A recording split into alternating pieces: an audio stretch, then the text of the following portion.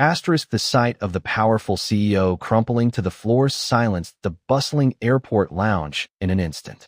Nobody moved, except for one man, who rushed forward without hesitation while juggling a sleeping toddler in his arms. What happened next would change both their lives forever. If you're touched by stories of unexpected connections and second chances, hit that like button now and subscribe to see more life-changing moments that remind us what truly matters. Marcus Reed shifted his sleeping 3-year-old daughter Emma to his other shoulder, trying to ease the strain on his arm while keeping her comfortable.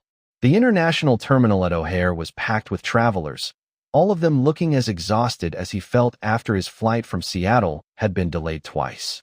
Now their connecting flight to Boston was delayed another 3 hours. "Just a little longer, sweetie," he whispered, gently rubbing Emma's back as she murmured something in her sleep about dinosaurs. The exclusive airline lounge had been his salvation when the gate agent, noticing his struggle with Emma's car seat, carry-on, and diaper bag, had offered him a day pass. "Single parents deserve an upgrade sometimes," she'd said with a kind smile. Marcus had nearly wept with gratitude. Now, settled into a quiet corner with a coffee and Emma asleep on his chest, he finally had a moment to breathe.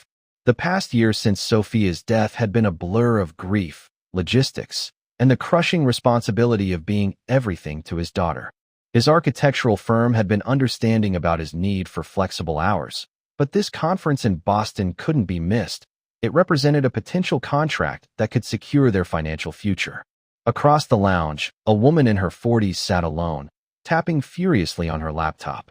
Even from a distance, everything about her screamed executive, from her immaculate charcoal suit to the 3 phones lined up beside her coffee. She barked occasional commands into a Bluetooth earpiece, her voice carrying despite her attempts to keep it low. "No, tell him the acquisition numbers are non-negotiable. I've already moved my meeting in Singapore to accommodate this delay, but I won't be in Boston for more than 18 hours. Marcus couldn't help but notice the dark circles beneath her eyes, visible even under careful makeup. She looked like someone who hadn't truly rested in years. When the woman suddenly clutched her chest and gasped, Marcus initially thought she was reacting to something on her laptop screen. But then he saw the coffee cup slip from her fingers, splashing across the polished floor as she slumped forward, her face contorted in pain. "I need," she wheezed, before sliding from her chair. The lounge went silent. Then came the murmurs, the shocked gasps, but no movement. It was the paralysis of bystanders, everyone frozen in that crucial moment between recognition and action. Marcus moved without thinking. With Emma still asleep against his shoulder, he rushed toward the fallen executive. Setting his daughter gently on a nearby chair, he knelt beside the woman, whose face had taken on a frightening gray pallor. "I'm going to help you," he said clearly, making eye contact. "Can you tell me what you're feeling?" "Chest burning," she managed, her breathing labored. "Left arm numb." Marcus turned to the stunned lounge attendant. "Call emergency services immediately. Tell them possible heart attack." To the room at large, he called, "Is there a doctor here? Or anyone with medical training?" As a man in scrubs rushed forward, Marcus continued speaking calmly to the woman. "My name is Marcus. Help is coming. Try to stay calm and breathe with me." "Catherine," she whispered. "Catherine Chun." The next minutes were a blur of activity. The doctor, a resident returning from vacation, took charge of the medical situation while Marcus kept talking to Catherine, holding her hand and helping her focus on her breathing rather than panic. Emma miraculously remained asleep through it all, curled up on the chair where Marcus had placed her. When the paramedics arrived, they quickly confirmed the doctor's assessment. Catherine was having a heart attack. As they prepared to transport her, she gripped Marcus's hand with surprising strength. "My presentation," she gasped. "Boston Children's Hospital, expansion project. My laptop. I'll make sure it's safe," Marcus promised, gathering her belongings. "No family," Catherine said as they transferred her to the stretcher. "No emergency contact." The paramedic looked at Marcus. "Sir, are you family?" Marcus hesitated only a second before answering. "Friend. I'll follow up with the hospital." As they wheeled Catherine away, Marcus stood in the middle of the lounge, suddenly aware of everyone staring at him. His architectural conference in Boston, the contract he desperately needed, everything seemed trivial compared to what had just happened. Looking down at his sleeping daughter, Marcus made a decision that would alter the course of both their lives. The hospital waiting room was exactly like every other hospital waiting room Marcus had experienced, including the one where he'd sat alone after Sophia's accident, waiting for news that would shatter his world. The antiseptic smell and fluorescent lighting brought back that terrible night with painful clarity. Emma was now awake and coloring contentedly at a small table in the pediatric corner of the waiting area. The airport shuttle service had helped transport them and their luggage to the hospital, and the airline had been understanding about his missed connection when he explained the situation. Mr. Reed, a doctor in surgical scrubs, approached him. Ms. Chun is stable. The cardiac team performed an angioplasty and placed a stent. She was fortunate. You recognized the signs quickly, and she received treatment within the critical window. Relief washed over Marcus. Can I see her? The doctor hesitated. She's heavily sedated now, but she did ask about the man with the little girl before she went under. Are you family? No, Marcus admitted. We were in the same airport lounge. But she mentioned she doesn't have family, and I couldn't just leave her alone. The doctor's expression softened. She's going to need someone.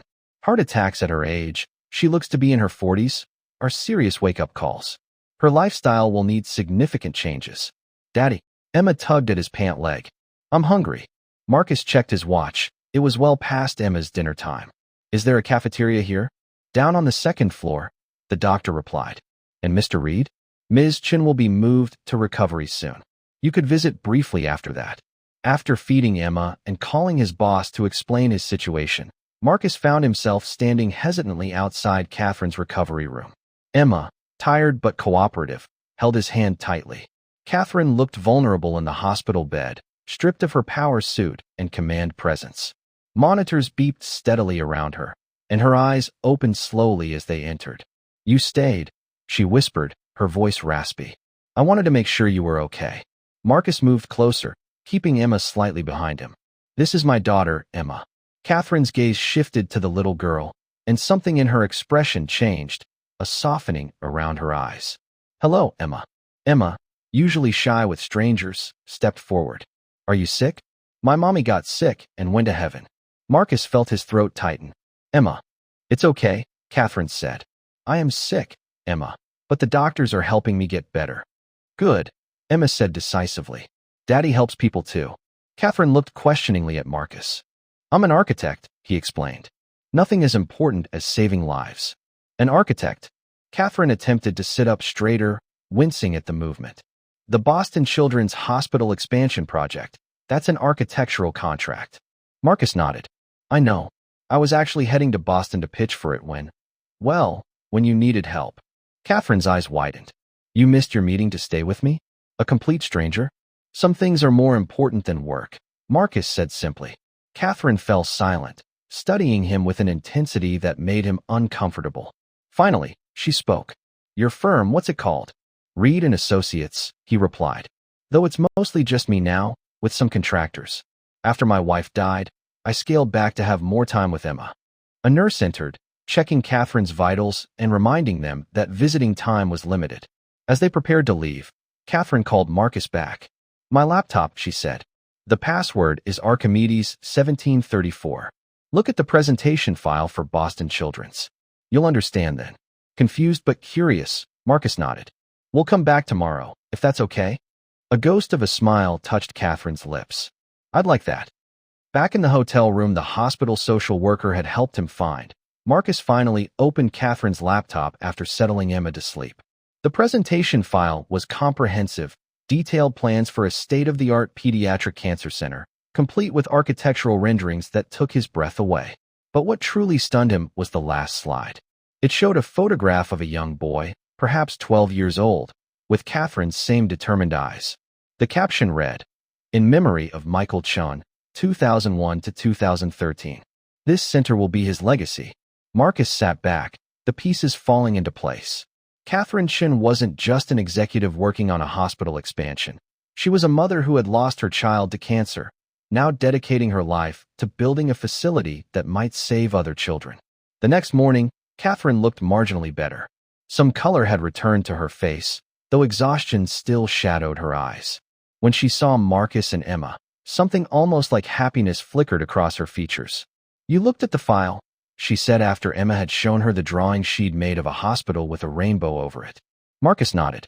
Your son. Acute lymphoblastic leukemia. He fought for 3 years. Catherine's voice was steady, but her fingers twisted the thin hospital blanket. After he died, I sold my architecture firm and went into hospital administration. I've spent 10 years working toward this center. You were an architect too? Marcus couldn't hide his surprise. Before I became the corporate shark you met in the lounge? Yes. A bitter smile crossed her face. Ironic, isn't it? I sacrificed everything. My health, my connections, any semblance of a personal life. All to build something in Michael's memory. And then my body betrayed me before I could finish. The project isn't dead, Marcus said gently. And neither are you. Catherine looked away. The board meeting is happening right now in Boston. Without my presentation, they'll likely table the project for another year. Another year where children like Michael won't have the facility they need. Marcus hesitated, then pulled out his tablet. What if someone else gave the presentation? What are you talking about? I've reviewed your materials. I understand the vision. What if I could get to Boston and present on your behalf? That's impossible, Catherine argued. You have your daughter. You don't know the politics, the players. I know architecture, Marcus countered. And I know what it means to want to build something meaningful after loss. When Sophia died, all I wanted was to create something that would have made her proud. Emma, who had been quietly coloring, looked up. Daddy builds pretty buildings. He showed me pictures. Catherine looked between them, conflict evident on her face. Finally, she reached for the call button. Nurse, I need to make an urgent call to Boston. And I need to speak with my doctor about a temporary discharge. 3 days later, Marcus stood before the Boston Children's Hospital Board of Directors. Catherine's presentation loaded on the screen behind him. In the back of the room, Catherine sat in a wheelchair, against medical advice but present through sheer force of will. Emma was being watched by the hospital's daycare center, a convenient service for families of patients. Ladies and gentlemen, Marcus began. My name is Marcus Reed. I'm here on behalf of Catherine Chun, who experienced a cardiac event but whose commitment to this project couldn't keep her away, even against medical advice. He gestured toward Catherine, who nodded formally at the board members. Ms. Chun has asked me, as a fellow architect, to present the plans for the Michael Chun Pediatric Oncology Center. But before I show you the technical specifications, I want to tell you what this project really means. For the next 45 minutes, Marcus walked through the presentation, adding his own insights on the architectural elements while honoring Catherine's vision. He spoke about creating spaces where frightened children could feel safe, where exhausted parents could find moments of peace, and where healing could happen even in the darkest circumstances. When he finished, the room was silent. Then the board chairman cleared his throat. Mr. Reed, that was unexpected, but I believe I speak for all of us when I say it was also extraordinarily compelling. He turned to Catherine. Ms. Chun, your dedication is evident. The board will need to deliberate, but I think you can be cautiously optimistic. As the board members filed out, Catherine wheeled herself over to Marcus. Thank you doesn't seem adequate. It was an honor, Marcus replied honestly. Your vision for this center is incredible. Our vision, Catherine corrected. Which brings me to a proposal. Your firm is small, you said. Marcus nodded, unsure where she was heading. My contacts at Chincor Capital are extensive. What would you say to a partnership? Your architectural expertise, my connections and fundraising abilities? We could make the Michael Chun Center just the first of many healing spaces. You want to work together? Marcus was stunned. But your health. We'll need attention, Catherine acknowledged. This heart attack was my wake-up call. I need to delegate more, stress less, actually live the life Michael would have wanted for me.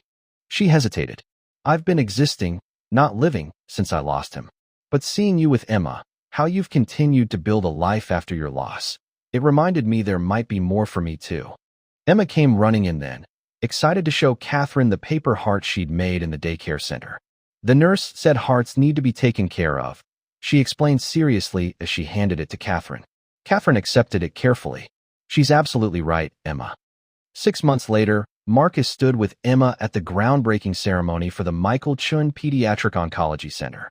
Catherine, now recovered enough to stand without assistance though still moving carefully, took her place beside them as cameras flashed. Ready? She asked, handing Emma a small gold shovel.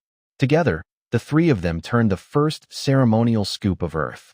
Catherine's hand brushed against Marcus's as they both steadied Emma, and the look that passed between them held a warmth that had been growing over months of working closely together. What had begun in crisis at an airport lounge had transformed into something neither of them could have anticipated, a partnership that was increasingly blurring the lines between professional and personal. Catherine bent down to Emma's level. "What do you think, Emma? Is this going to be a good building?" Emma nodded solemnly. "The best. And Mommy can see it from heaven, right, Daddy?" "Right, sweetheart," Marcus agreed, his voice thick. "And Michael can see it too." Catherine's eyes glistened as she straightened up.